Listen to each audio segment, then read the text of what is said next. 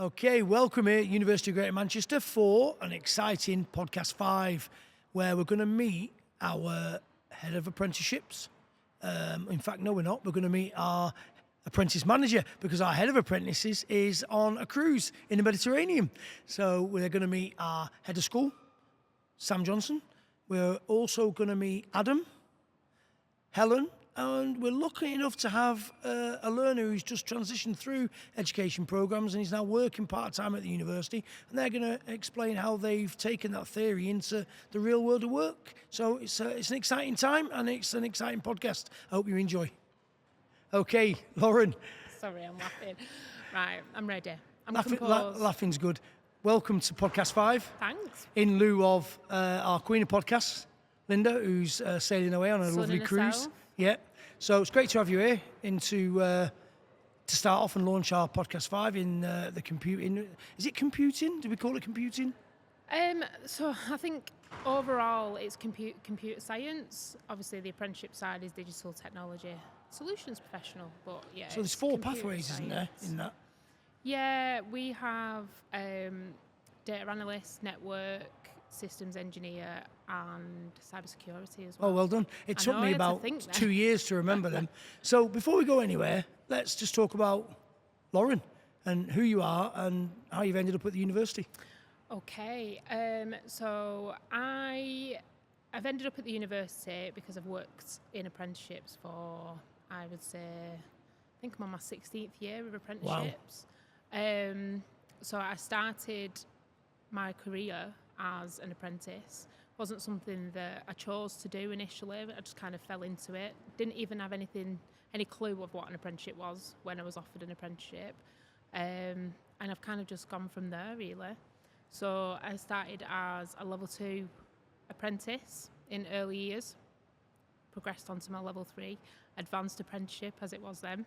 And then just kind of taken off from there, ended up becoming a work-based trainer, or a trainee work-based trainer in early years at an independent training provider, and then moved into quality.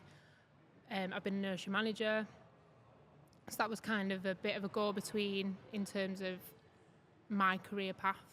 Came out of education for a bit, went back into industry, and then came back into education, and I've been doing that ever since. So moving to the university was kind of the next step in my career, really, and looking at, obviously, apprenticeships in a different pathway. That's amazing. And if you've seen the other podcasts, that's a recurring theme.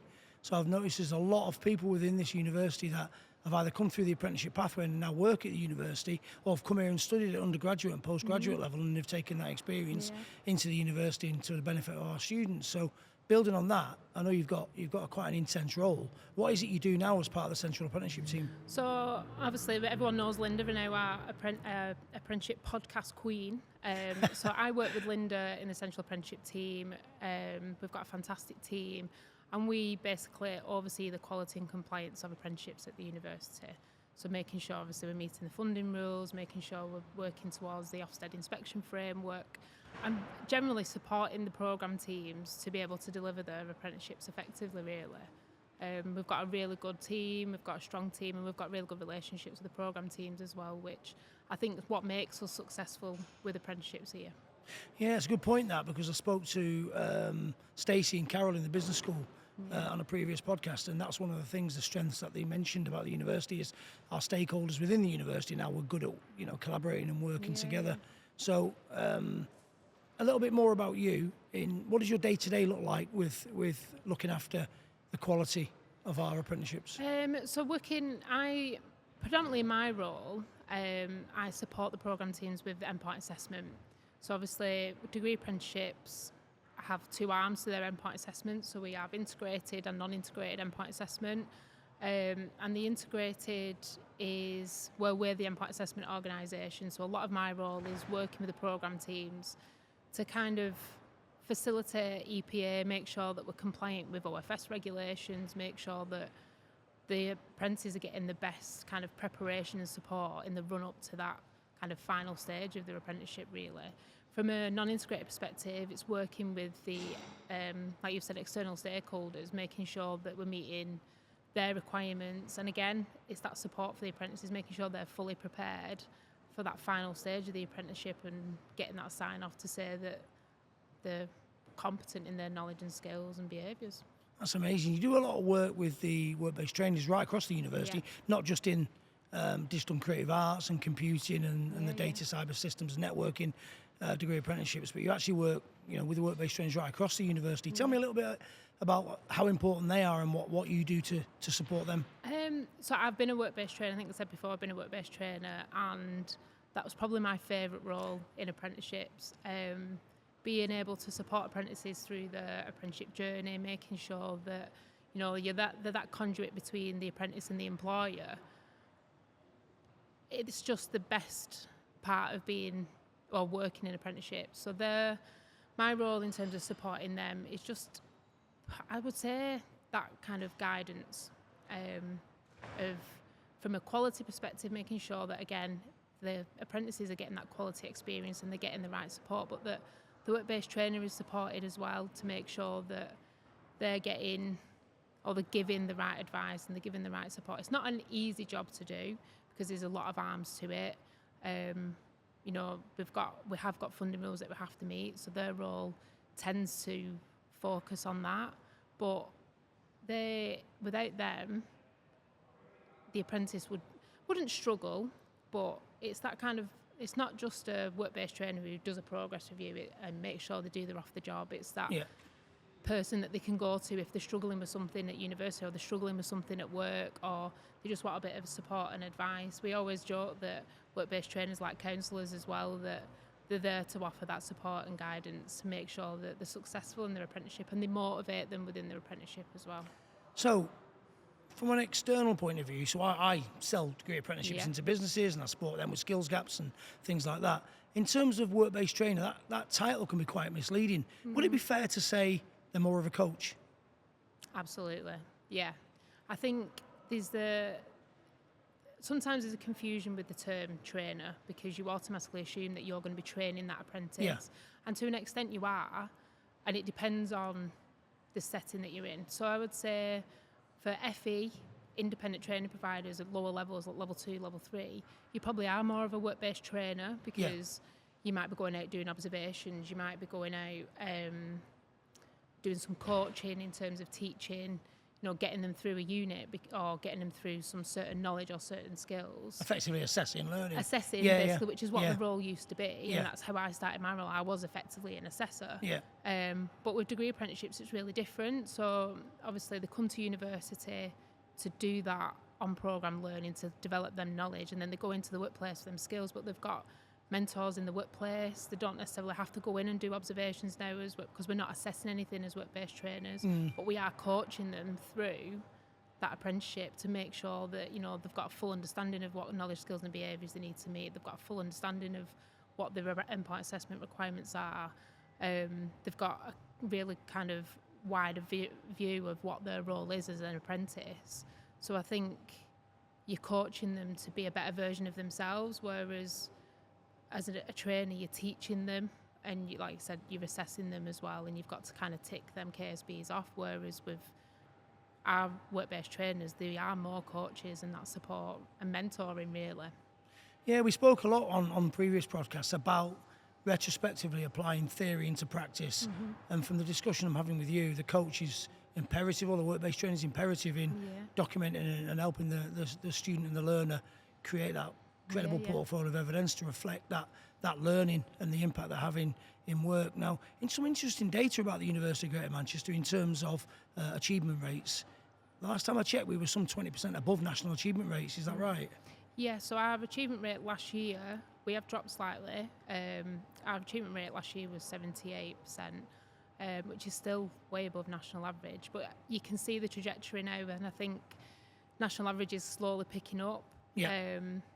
And I think with our average, you can see it, but with the overall national average, you can see that there's definitely a trajectory of that is improving slightly year on year. But obviously, our kind of main goal is to be as high as possible. We want to be have the highest achievement rate in the Northwest for apprenticeships, and Amazing. We're well on with that. And in terms of student satisfaction, so when I'm talking to businesses, I pride ourselves on the fact that we've got a high achievement rate, but that comes from good quality teaching and learning, and that's reflected in our National Student Survey, which we always score extremely high. So for me, it looks like if the students are enjoying the programme and the environment and they're achieving the programme, that's testament to all the good work and makes it even more important, the person who's the work-based trainer. Is that a true reflection? I would say absolutely, yeah, because you're, as a work-based trainer, you're that motivator. You're the person who pushes them through. Obviously, they've got the programme leaders, they've got the module tutors, they've got the personal tutors for that support, but your work-based trainer is that person that pushes you, liaises with you in the workplace and kind of keeps that momentum and that motivation going. So absolutely. Lauren, it's fascinating catching up with you. Thank you. It's been fun. Especially some of the acronyms. What I think might be a good idea, and tell me if you don't agree, might be a good idea in the future that we maybe meet all the team within your central apprenticeship team, you and Linda, and a little introduction for everybody so the wider world can see who they are and what a great job they do behind the scenes. Yeah, absolutely. I think to showcase our team, like I said before, we've got a fantastic team, and I think they need to be out there and to be seen and put a face to the names that people kind of speak to on a daily basis that don't necessarily see them, but they might get an email from and things. So absolutely. Yeah, the support. I mean, personally, the support they give me is amazing because, you know, they don't businesses and learners don't see the hard work they do in terms of the data collection and the compliance and the quality stuff they do. So I think maybe that's something for the future. Definitely. Lovely to meet. Thank you very much. You're welcome. Hi, Sam. Welcome to Podcast 5. Hi, nice to see you, Wayne. And we've just met Lauren, Head of Apprenticeships within the Central Apprenticeship team, in lieu of Linda, who I believe is on a fancy cruise around the Mediterranean. Lucky lady. Yeah, exactly, yeah. So it's great to meet you. It's great to finally get you in here and learn a little bit more about Sam, the person, and then eventually explore what's happening in your school. So, you know, let's go back to the beginning and who is Sam and how have you ended up at the university? Fantastic. Well, thanks ever so much for inviting me today, Wayne. I'm Sam Johnson, Head of the School of Arts and Creative Technologies at the University of Greater Manchester. And I've worked here much longer than I care to share with anybody. And I've had multiple roles. So I've been Head of Humanities, Head of Arts for many years. And for the last 6 years, I've been in charge of Arts and Creative Technologies, and computer science sits within that area. So I've also been a quality manager, I've been a learning and teaching expert, I've done a whole range of different roles across the university. That's amazing. Oh, and it's a fantastic place to be. And I think because we have a real family ethos at the university, I've always felt that this is a home from home. I'm not from here originally, from the Northwest, but I've always felt that I belong. And I think that's important for us as staff, it's important for our students, it's important for our companies and employers and people we work with. People are always welcome, people are invited in, and people always want to stay. That's a great viewpoint because, and I mentioned this word reoccurring, I'm a 3-time alumni of the university, so I too feel like it's a bit of a family type environment. It feels like home. It's my university, and I say that with all respect and integrity. It's not metaphorically my university, but I feel like it is because I studied here 3 times, and there's a recurring theme. There's a lot of students within the university that have come to gain employment here. Yep. There's a lot of students who are still studying here that are working part-time, and we're going to speak to one of those students in a few minutes. But it'd be interesting to know a little bit about Sam the person, and then explore what your day-to-day responsibilities look like as the head of, is it creative arts? Arts and creative technology. Arts and creative technology, and that's, you spun that off very well. Okay. So a little bit about Sam, and then a little bit really more about what it is you do on a day-to-day basis in the university and how that reflects on the great school that you're managing. Okay, I shall. Well, first and foremost, I suppose I've always been more arts-focused, both in terms of literature, arts, music, performance. That was sort of my background, really. But over the years, the spectrum of things I've been involved with have grown and grown. So in our school at the moment, Arts and Creative Technologies, we have all of the art and design subjects, media, film, FX, fantastic FX department, games, and an ever-growing computer science department. So what I love about my job is that, that's a really broad church of subject areas and subject disciplines. It's a huge area, isn't it? It is. And they're all so different. I mean, a fine artist is so amazingly different Quite to a exciting, software isn't it? engineer. I mean, well, they're all exciting, Yeah. but they're all so different. They dress differently, the staff dress differently, the students do, and everybody learns in different ways as well. So it's never, ever dull. I can honestly say that. And what's fantastic as well is as the year goes on, all of the different areas have celebratory presentations, showcases, big exhibitions. So what's lovely for me as head of school, because I'm not really getting my hands dirty, I don't spend a lot of time with students, what's lovely is to see that final outcome of the student work, whether that's games, whether it's in a computer masterclass, or whether it's a big exhibition with all of our art students. Amazing, exciting. I can resonate with that because I sort of come from originally a coaching background, a sport background, having worked in football for a long time before I transitioned into education. So Yeah. I see it as two different worlds that can join together. So it's quite exciting. It's an exciting school to work within. So It is, yeah. there's- And it's about heads and hearts, to be honest, Yeah. and hearts and heads. And I think that's what's so important about what we do, again, at the University of Greater Manchester. Academic life is about learning, it's about knowledge, but so much is also about building people's confidence, building people's esteem, raising aspirations, getting people to think about what they're going to do with the rest of their lives. It's not just about textbooks, it's not just about learning in the classroom. In fact, the majority of what our students do are things beyond the classroom. They're either working on placement, they're either building exhibitions, as I say, or they're working in industry, or they're working on live briefs with real-world clients. So I mean, academic work is just a tiny bit of what we actually do in our courses. And again, that makes it really exciting and relevant to people so that when they graduate, they aren't just getting a certificate, an award at the end. They're getting life skills that are going to set them Absolutely. up forever. yeah, amazing. What's interesting for me is having worked for major brands throughout my career, 1.1 billion paying audiences. Wow. Major organisations. I can name a few: Man United, Man City, Virgin, quite a few big organisations. And it's rare to come across a leader within an organisation that's very personable. And I hope you don't mind me saying you are very personable. Oh, thank I you, see you Wayne. around the campus, always pleasant, always smiling, always saying hello, and that goes a long way. Yeah. Tell me a little bit about leading within the university and your role within that sphere. Yeah, sure.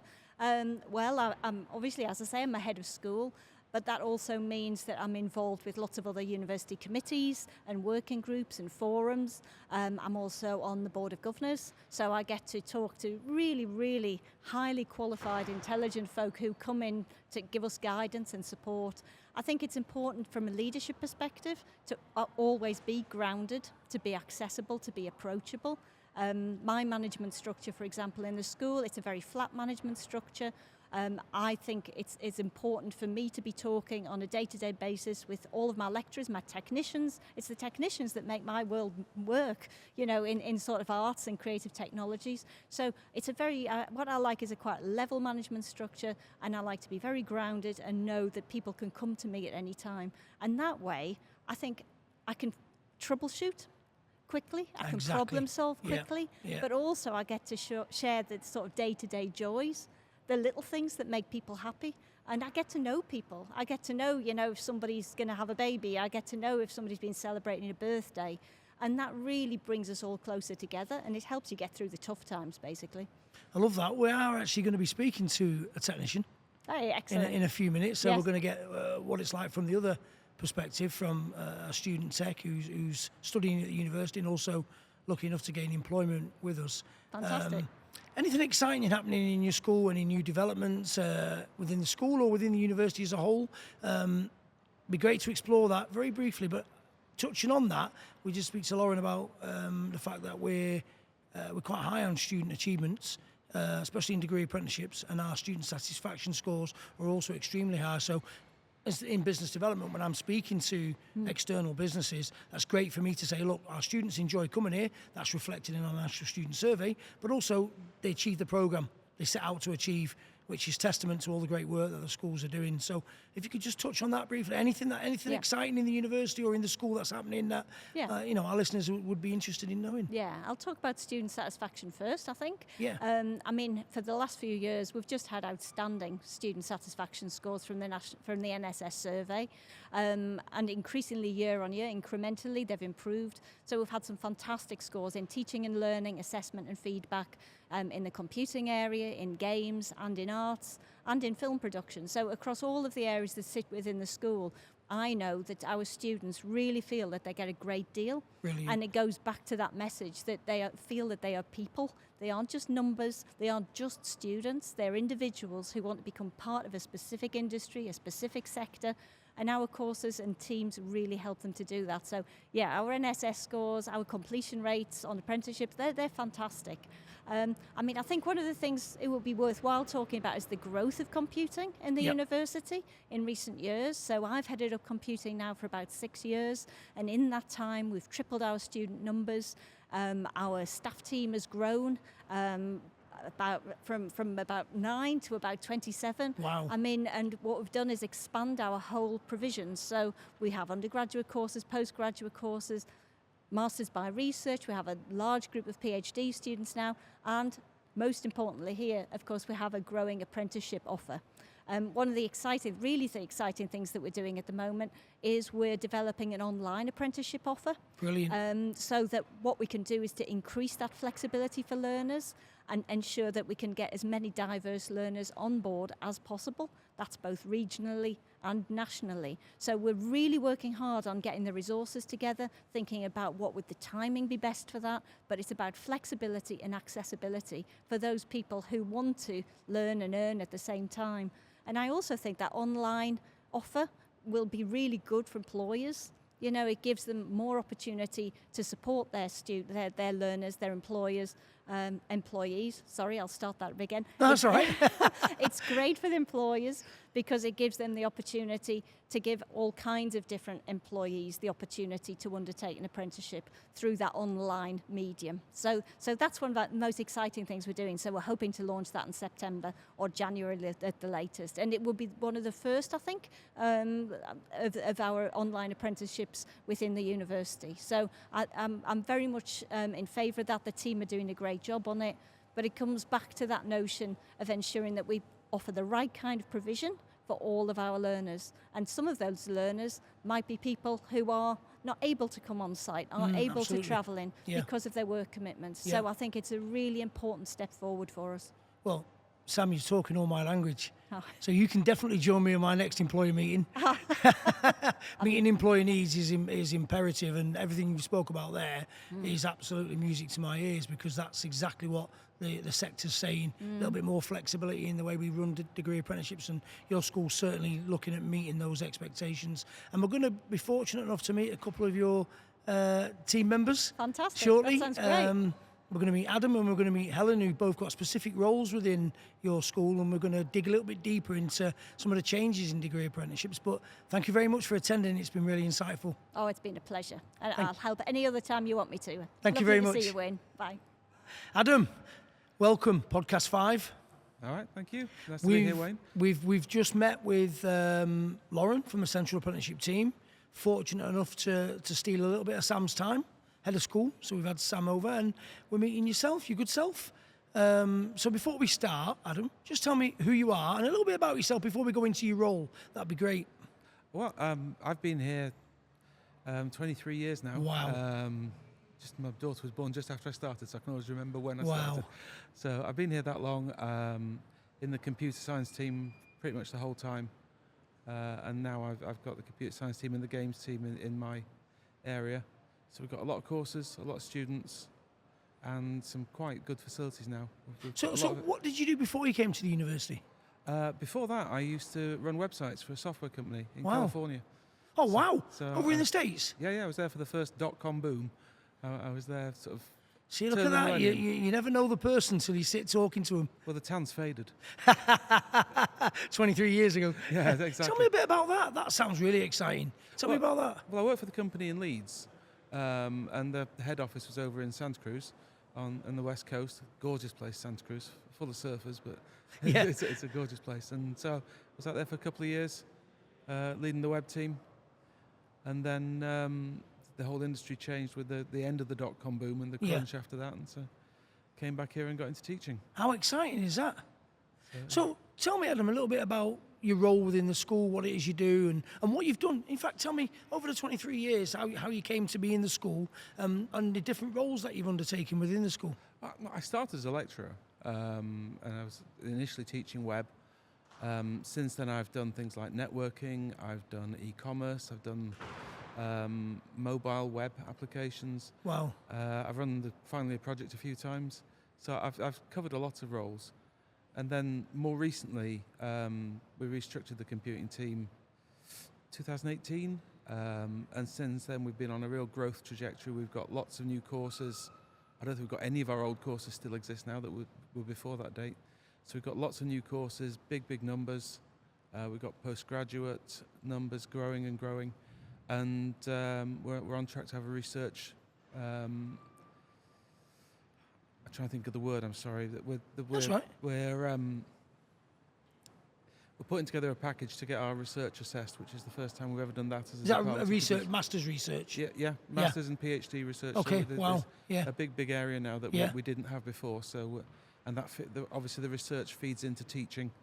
So based on what the researchers are doing, they can make sure that we stay cutting edge with what we deliver to the students. Fantastic. One of the huge things about computing that nothing stands still. Yeah. You know, if you can imagine the world before the iPhone or the world before before all this common technology we use, you know, it's constantly changing, and so we have to stay as up to date as we possibly can to keep the course up to date, to keep the content up to date, to keep ourselves up to date. Sam touched on that. She mentioned about the growth trajectory within the school. And she also touched quite a lot on some of the points you're mentioning in terms of keeping relevant to the sector and the industry, which is amazing. So, you know, if we're talking about over a few years, courses being phased out and new courses and pathways being written to meet the industry demand, that's amazing. That's music to my ears, because that's what the industry is saying to me. So tell me a little bit about that. Well, you have to listen to industry, because we have a very lively industry advisory board who advises on the courses we teach, the kind of content we should put in. So when we've just redone the cybersecurity course, for example, they suggested that we need a bigger emphasis on digital forensics, and so we listened to them, and that's now in the course, and it's a growing area. So the whole of computer science is booming at the moment. Yep. There's a lot of interest at undergraduate, for degrees, for apprenticeships. That the whole area is booming. Cybersecurity in particular, which is the course I run at the moment, is a very strong course. With lots and lots of demand this year, more so than previous years. So that people are aware that there are cyber attacks all the time. Yeah. Well, we hear it in the news all the time, don't we? You hear it in the news. And to be honest, you don't hear the half of it, because there's an awful lot that doesn't get reported. It's a constant threat, and you constantly have to keep adapting and keep ahead of the game. Yeah. I mean, I worked at an organisation once, I won't tell you who it is, and they took my laptop and my phone off me one day. The whole business had to hand the laptops in, the whole business had to hand the phones in, because they had a cyber attack, and they shut down a £1 billion organisation overnight. Well, that happened to Jaguar Land Rover this year. Wow. They were shut down for several weeks on the back of a major cyber attack. It cost them, if not billions, at least millions. Wow. It cost them an awful lot of money. So what you do is so important, isn't it, in terms of teaching, and if we just touch on cyber, just teaching learners how to operate in that environment. Tell me a little bit about, because I'm not an IT cyber expert by any means, so just tell me a little bit about the cyber element of what you do. It's what we try to cover is we cover a huge range of the fundamentals of computing. So we might look at how a computer works, how an operating system works, how networking works, and then from that you can look into how somebody might attack that and how you could defend that. And you keep on track of the emerging threats. There are well-known resources which tell you what the current threats are, and you have to stay up to date with all of those and understand the techniques people are using. People are now using AI both as a means of attacking, so they use AI to find vulnerabilities, but people are also using AI as a tool to look at what's happening in your network and go, actually, is there an exploit going on that I wasn't aware of? So we use AI and machine learning tools in that sense to look at how you can defend your computing resources and your business. That's interesting. I did a recruitment event last year, without naming in the company, a major, global name in the world of engineering. and we were recruiting for electrical and mechanical engineers for them. But when I was watching their presentation to the prospective candidates, they were talking intensely about protecting the data behind their infrastructure, and that was all about cyber. So, you know, your courses link into a lot of sectors, don't they? Well, absolutely. It links into everything, really. The data is the value in your business. The computer system isn't the value of your business. People don't have computers Interesting, because they that. want computers. They're there as a means to an end to, you know, make returns for your shareholders, to grow your business, to do Yeah. your production. But if anybody gets into that chain, and they could be taking your commercial secrets. Yeah. People talk a lot about denial of service attacks, where they basically shut you down and hold you to ransom. And it's not the cost of replacing the computers; it's the downtime and Yeah. the fact. If we go back to JLR, The loss of business. If their Yeah. production lines don't run, they're not making Yeah. money. Loss of business, And loss of it's brand, It's as simple as that. brand loyalty. So Yeah, brand security. Yeah, I get that. It's interesting. You touched a little bit on IAB, so for our listeners, industry advisory boards. yeah. Could you just tell me a little bit, so just expand on that a little bit, what's the idea of an industry advisory board and what do they actually do within your school? Well, it's something we do throughout the university. Every department has an industry advisory board, and the idea is you meet representatives, typically locally, but often nationally as well, of businesses that effectively hire your graduates or are looking to hire your graduates. And what we want to do is to make sure what we're putting in the course is aligned with what they expect from Perfect. graduates right now. Yeah. So and into the future. So you've got to look ahead in computing. You've got to look at what's coming down the line. And so we try to make sure that there's a big pivot towards AI. There's a big pivot towards cyber. There's all of these areas are areas that businesses are interested in because they see that as a way of generating growth for themselves by using computing assets to boost their productivity, to boost their technology, to create new things. So there's a whole area where businesses are interested in exploiting computing. So to make money. would it be fair to say, as part of the industry advisory board, we've got key stakeholders from a lot of businesses in and around the Greater Manchester and further afield? Absolutely, yeah. And some major employers, some small businesses, entrepreneurs who Brilliant. hire graduates. It's a range of people, so it's not just one voice. And they're across the range of subjects that we offer, because we do software engineering, we do computer science, we do cybersecurity, and we do different things at the master's level as well. So they're across all of those industries. So effectively, we're using the stakeholders on the industry advisory board to advise us of what the sector demands are. We're making sure our courses are fit for purpose, so what that makes our learners extremely employable because we're up to Absolutely. date and relevant. Because there's no point churning out people that know out-of-date languages just because it's what we feel comfortable teaching. So Yeah. you've got to keep moving. We've got to be agile. Finally, I work closely with the work-based trainer teams across the university, and I hear, especially in your school, the word vendor quals. And I know it's something that potentially industry are looking for as added value on top of the degree apprenticeships and the undergraduate and postgraduate courses you do. Just what is a vendor qual? Well, a lot of the big computer vendors, people like Amazon Web Services or Cisco, have their own course materials which they train people often on their own equipment, but some of them go beyond that. And a lot of employers look for people who've got certain certificates. So you might have something called the CCNA, which is the Cisco Certified Network Associate. It's a hugely important qualification for entry-level network engineers. CCNA is very respected. It covers a lot of networking theory as well as some details of how to work Cisco equipment.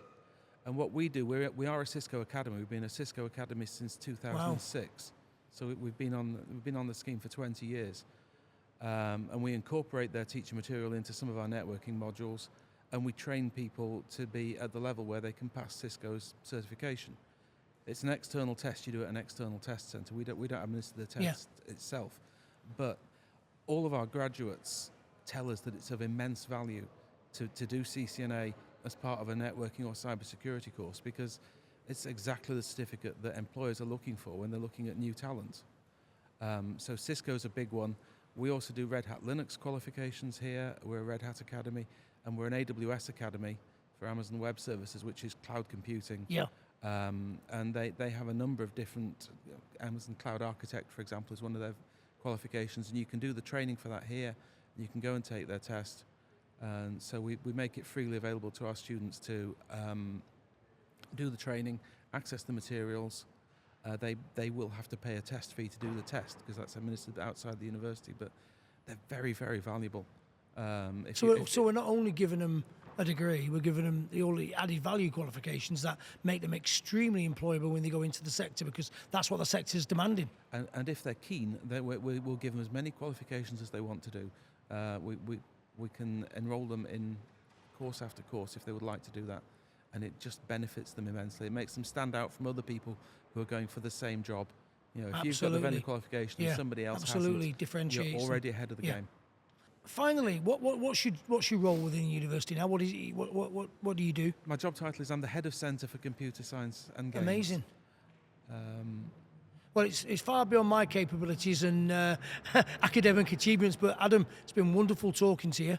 Got a little insight as to what you do, who you are, and the importance really of your school with Sam as what you do to protect businesses from cyber and to support them with data and systems and network engineering. So it's been lovely to meet you. Thank you very much. Thank you. It's been a pleasure, Wayne. Thank you. Thank you, Adam. Helen, fantastic to see you over here in our amazing building over at the University of Greater Manchester. Thank you, Wayne. We've already heard from your head of school, Sam. Really insightful conversation with Sam, telling us all the bigger picture about the university and what's happening within the school and her role as a senior leader within the institution.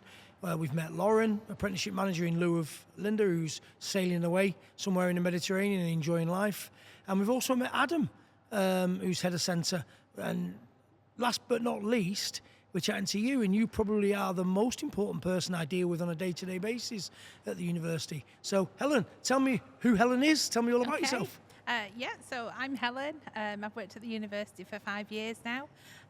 Recently taken on board a new role for programme leader for the digital apprenticeships. So I've certainly learnt a lot in the last 7 months. Brilliant. But I've always encouraged learning because it's the heart and soul of everything. And I know we're the University of Greater Manchester, but I'm Bolton through and through. So I've lived in Bolton most of my life.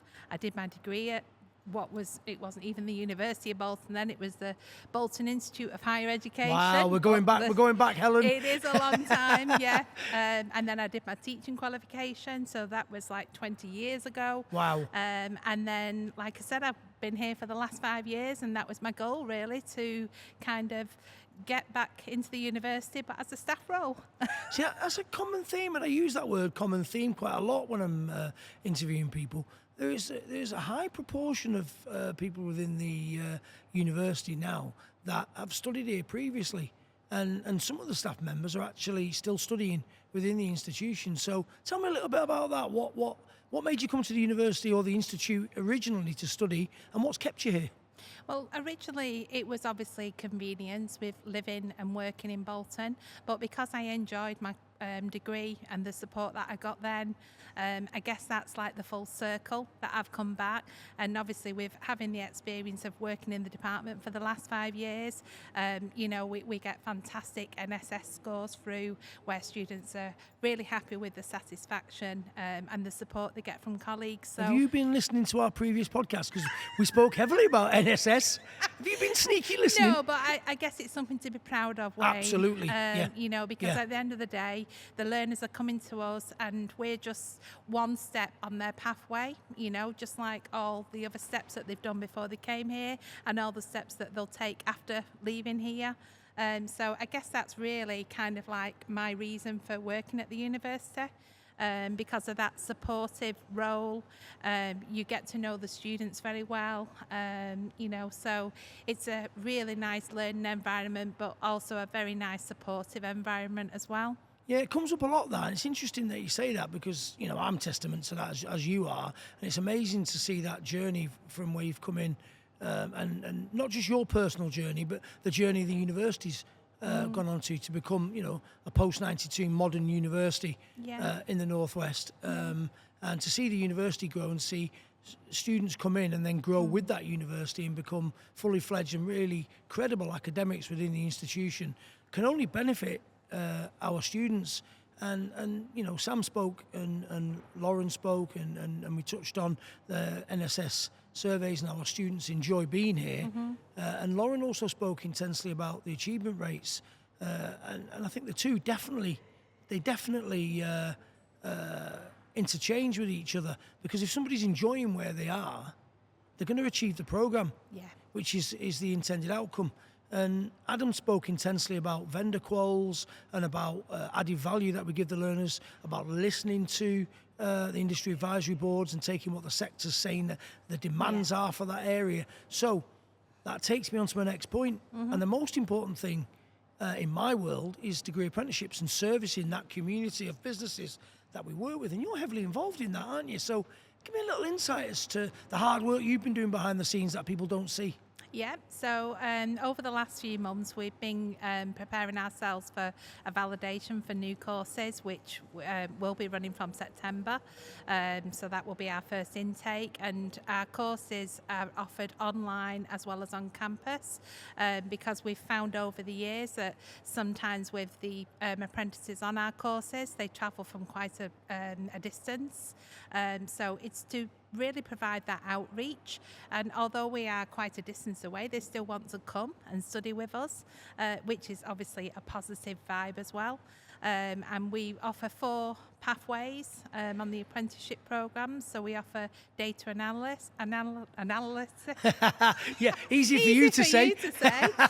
software engineering, cyber, and then network engineering.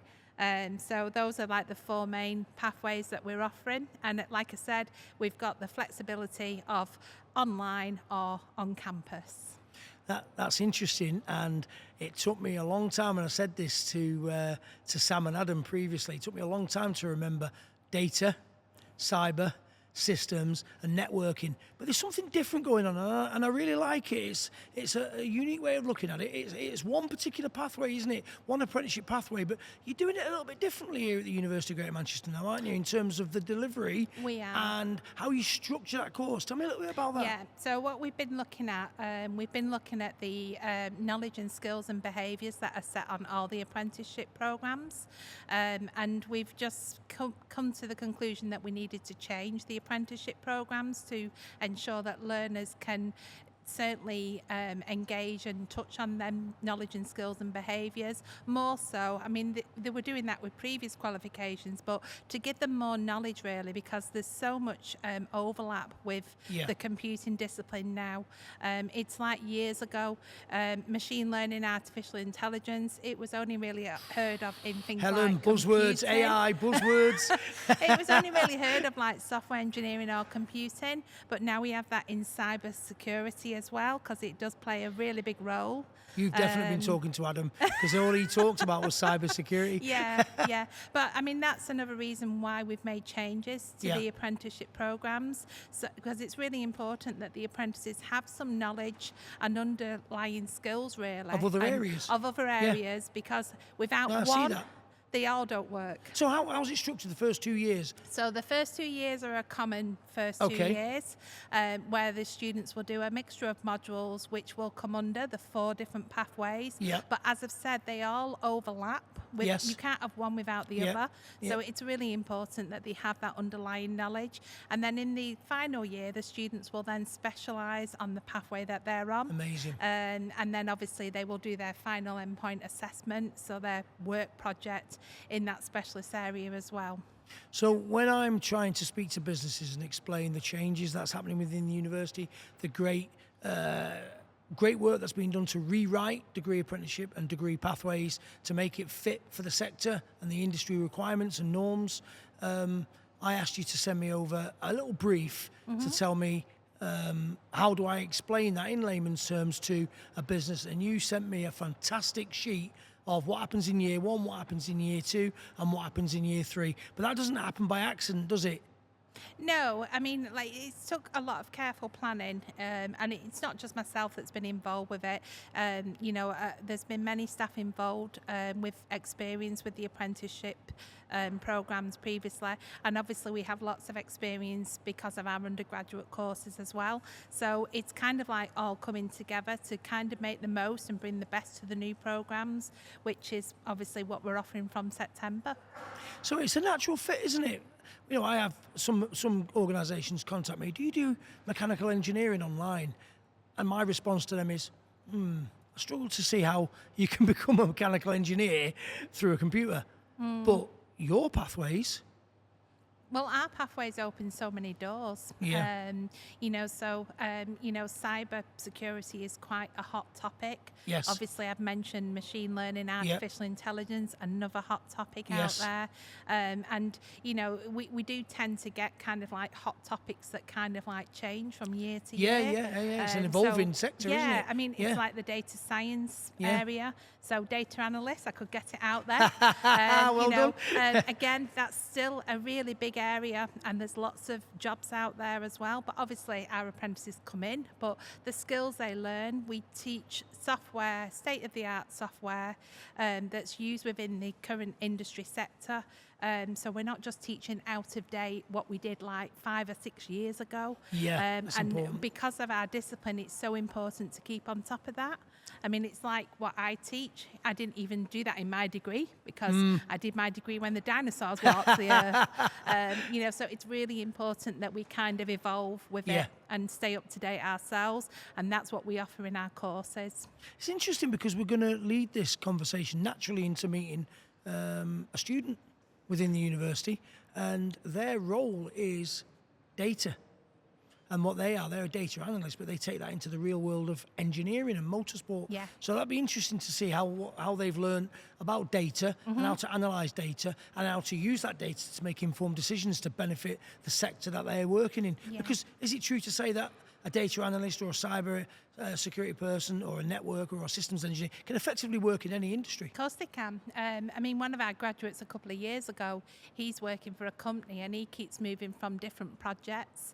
So he graduated with cyber, but he's actually done some data analyst work as well. So yeah, it's important to have a number of skills, because it's not just what it used to be where you're just working that particular discipline and that's where you stay. You have to move with the times, and that's obviously what we're trying to include in our courses, so that our students can incorporate a variety of skills to be able to move with that. I love that. That's because it's all over the media, isn't it? AI, will it take over, will it not? Machine learning. It's a fascinating world. It is. We've still got jobs at the moment now.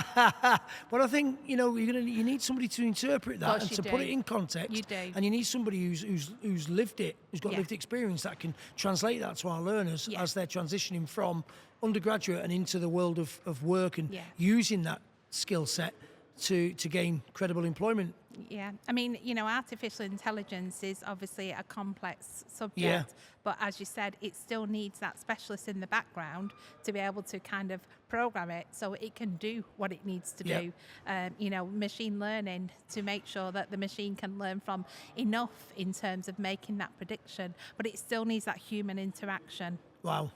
Well, Helen, it's been absolutely fascinating meeting you. Thank you, Wayne. Going through what you do, and thank you for all your support and your time today. Thank you.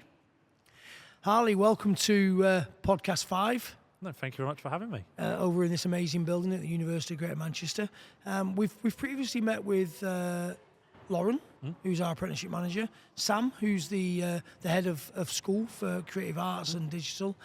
We've met Adam, and we've also been fortunate enough to meet Helen. And last but not least is the amazing Harley. And what I would like the learners to understand is your journey, because it's quite unique, and we're quite proud of what you've achieved. And you should be, rightly so as well. So tell me about your journey from coming in from foundation to where you are now. So I come in a foundation program really off a bit of pure luck, to be honest. I'm going to be honest. In COVID, obviously everyone went indoors, and I was very fortunate that they offered me an unconditional place here, and I immediately accepted. I'd never been to the area. I wasn't from Bolton. I'm originally from East Anglia. Wow. And then I moved up here as a pure basis to give it a go, and went all the way through foundation, all the way to a third year graduate. very much proud to celebrate that I was a first class honours graduate. Wow, I never knew that. Well done. Yeah, and then go through to masters, and now I've just finished my master's program, and now starting to really think about, right, time to knuckle down and let's get on with some work. Correct me if I'm wrong. Have you been working, or do you, during the course of your studies, were you working at the university? Yes, I was. So I was a student technician, if you will. So I was mainly responsible for our sort of in-house simulator, doing a lot of sort of the data engineering side of things, and trying to really help engage students in doing what they learn in theory and applying it in a simulator so we don't make the same mistakes again when we get to the working environment. Yeah, that's interesting, because we spoke to Helen previously, and we talked about the 4 pathways in her digital program: cybersecurity, network, systems engineering, and we spoke quite a bit about data. So you are effectively a data expert now, I would say, if I can use that term. Yeah, I think like to be fairly, I don't know what the right word is really, but don't like to be boastful about it. But yeah, I think I've definitely got my competencies now working with data. Mine obviously came from a more different experience, which I'm sure we'll get onto. But being able to kind of learn that in a learning environment, and also do that part-time outside in the industry as well, has kind of helped get the theory here, get the practicalities in the industry, and now I feel like ultimately I'm a ready-made student, if you will. It's something that I'm proud to say when I speak to businesses and people in the outside world, and I'm introducing you. This is Harley, and Harley is a product of somebody that's come into university that wouldn't necessarily have the prerequisites to go to a mainstream university, and you've come and undertaken a foundation course, you've done a degree, and now you've completed your masters, and you're doing a little bit of, I've heard, a little bit of teaching at the university now. Yeah, so I started back in September, actually. It would have been, I just sort of, the job opportunity came up to teach here at the university, and I honestly spoke to, at the time, my boss, Mark Busfield. I'm sure he's someone that you know. I just said, look, if I apply for this job, or as a student tech at the time, would I be considered? Mark went, yeah, you would actually. I hadn't really thought of you as being a candidate for that role. I gave it a go, sat the interview, and then before you know it, I was teaching my class end of September, and I was like, oh my goodness me, what a radical change what a this has been. turnaround. It's been 4 years, and I've gone from a small foundation student to being on the other side of the kettle and teaching those students that I once was. What a crazy couple of years. I have to it's say. amazing. What's really interesting is you're so close to the reality of what goes on and how we take theory into the industry. So we spoke to Helen about cybersecurity and data, and how people come and do those courses but work in different fields and different areas. So you've got a slightly unique area that you work in, and because you're a recent 3-time alumni now of the university, and you've taken all that knowledge and skills and behaviours, and you're taking it into our current crop of students, but you're also working in a very unique industry, don't you? Doing data. Tell me a little bit about where you work and what you do and how you apply that data. Yeah, so I actually work in the motorsport sector, and that recently has seen a massive technological change in data. It's become a lot more data advanced. Early days of motorsport was very mechanical, all about purely get the car around the track as best we can. Yeah, that's it. That's how I see motorsport, mechanical engineering. Yeah. But it's not, is it? No, it's vastly become a data-driven industry. We are all about performance enhancement, and the way we can analyse that performance is through the data. So part of my job, for a bit of fun on the weekends, is I actually go away and work as a data engineer. So I monitor driver development, I do a lot of stuff with vehicle setup, and essentially I work with fellow engineers who maybe are more mechanically based or mechanically minded, and we work together to go, right, what is the steps we can do so the next car rolls out on the track, we can get more time out of it. And all the time we're improving. That's what I love. And like I say, I come from a very different perspective, not really what you'd expect, but is such a big part of the industry now that actually, if anyone is involved in data or cybersecurity or anything like that, it is 100% worth getting involved in the motorsport sector. That is our development. So I come from, as you know, originally a sporting background where we use performance analysis a lot. So we used to look at the data of how players are moving, how many passes they've made, how many shots they've had, where the breakdown plays are, who's losing possession, whether we're getting possession entries or we're defending the ball well, and how we're moving through those phases of play. It's very similar to data within motorsport. So tell me a little bit more about how you take the data of what's happening on a day-to-day race and how you improve the performance for the driver. So it comes in a dual sense. We start the day with, so let's say we're at a test day, for example, we've got 4 sessions planned. It might be that we go out for the first session and it's just, right, driver to familiarise himself around the track, make sure he knows roughly what he's doing. Comes back in, right, okay, now let's start setting some targets for the day. We can clearly see, based on the lap time, on the driver inputs, that he is struggling through sector 2. Now, is this a car problem or is it a driver problem? 9 times out of 10, I'll be honest, it is normally a driver problem. And you're using the data Yes. to find the solution. And we are looking at the inputs of the driver and the outputs from the car as well to diagnose what that is.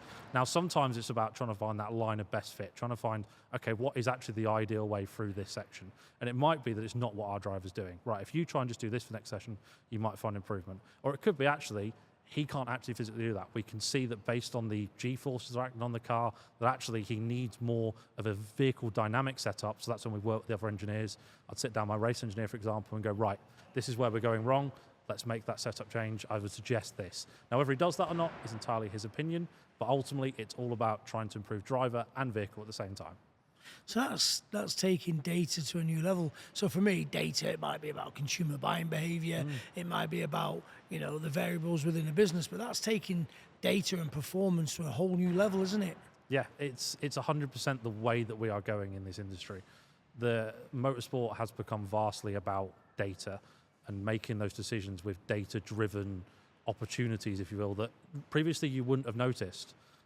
We can also fault find as well. If something doesn't feel right on the car, we can find it in the data to go, right, this is actually where it is and this is what's acting up, which saves a heap of time at the minute. And obviously, as I'm sure you know, I'm sure you've interviewed in the past about it, motorsport is such a time-critical industry, as is any, but particularly when we are out in 25 minutes, right, and we've got 24 minutes to fix a car.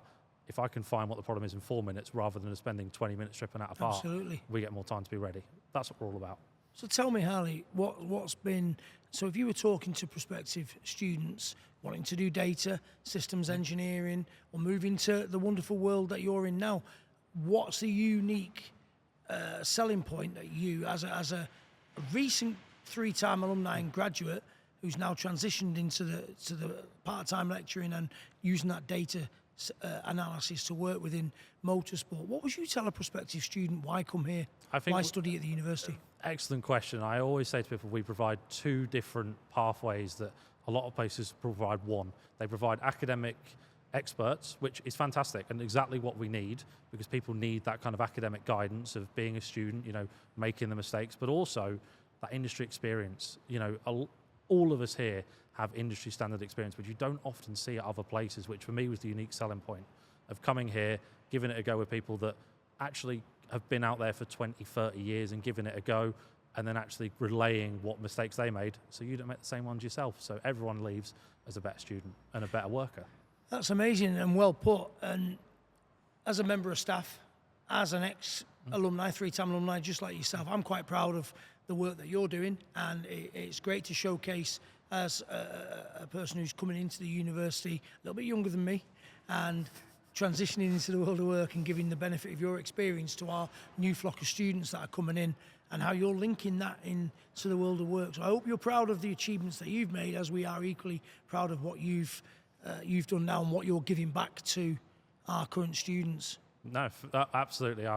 I still feel like I live on cloud 9 from the moment I first came here to today now when I walked in to go for what should have been a regular day of work, which still to me feels I need to pinch myself sometimes. So thank you very much. It's very kind of you to say. What does the future hold, Harley, for you? I don't know. Maybe continue to work as I like at the minute. I enjoy the coming here, teaching, and then also, going away on race weekends, enjoying yourself in the camaraderie of motorsport. I feel like that split is quite nice for me at the minute. So next couple of years, get more settled into this area, probably discover Greater Manchester, to be honest with you, as well. My student years have been spent a lot of studying, really working hard. So maybe actually it's time for me to enjoy this lovely area that we have around us, enjoy the facilities that we have here, enjoy the opportunities that are here in Greater Manchester. It's a great campus. We're here in sunny Bolton today. It is a great campus. It's a very friendly environment, isn't it? Is the icing on the cake PhD? Maybe so. I'm still deciding that myself, but I do think Dr. Harley London does sound quite nice. Wouldn't that be amazing to come in, without the prerequisites to study at a mainstream university, working hard to get that foundation and getting all the way to the top and the pinnacle of academia and crowning that with a doctor title. That would be amazing, wouldn't it? Feels a little bit surreal to even think about. When I think about a few years ago, I was studying at a local college doing a mechanics course, and then here I am potentially looking at a PhD degree. I'm still pinching myself now, Wayne. I'm still pinching myself now. Well, listen, Harley, I really appreciate your time. I have worked with you on a few projects. It's lovely for you to come in and give you time up today to talk, and it's great to hear how a student has come into the institution, how they've benefited from the undergraduate and postgraduate course, and now you're giving back now to our new crop of students and also working in the sector, doing that data analysis and that data engineering and using that theory in a real world setting. No, thank you very much, Wayne. It's been an absolute pleasure talking Appreciate to you it. as always. Thank you very much. Okay, so that concludes an exciting podcast 5 in the School of Creative Arts. But in particular, we've been learning and looking at the 4 main pathways that we do in Degree Apprenticeships: data, systems, networking, and cybersecurity. And we've learned how those 4 sectors can relate to any industry in any sector. And it's been really exciting meeting Lauren, our apprenticeship manager, Sam, our head of school, Adam, head of centre, and Helen, who is effectively our programme lead, who deals directly with apprenticeships. And fortunate, extremely fortunate, to meet Harley, who's a learner who's just graduated and is now working at the university part-time and taking all the learning that they've acquired into the world of data and data engineering in motorsport. Thank you. If you want any further advice, please contact me at apprentices@greatermanchester.ac.uk, and I appreciate you listening. Thank you.